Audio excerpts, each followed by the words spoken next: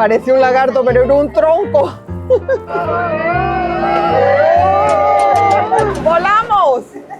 Estamos camino a Paraíso, Cimarrón, una comunidad de Emberá. Estamos acompañados de AES Panamá, que nos ha brindado esto que ustedes ven, esta lancha para esta comunidad, y estamos emocionados. Sueño hecho realidad. Muchas gracias, AES. ¡Wow!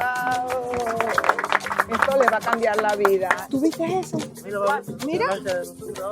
¿Viste? Para que puedan ir a la escuela. ¿Sí?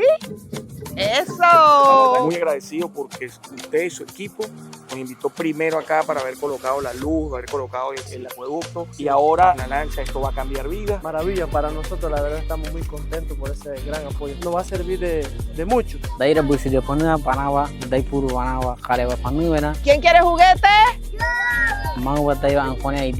Despacho de la primera dama Nevema, humana na banana, aquí de Nama, en la daira humana na tomada pura entero busita duda.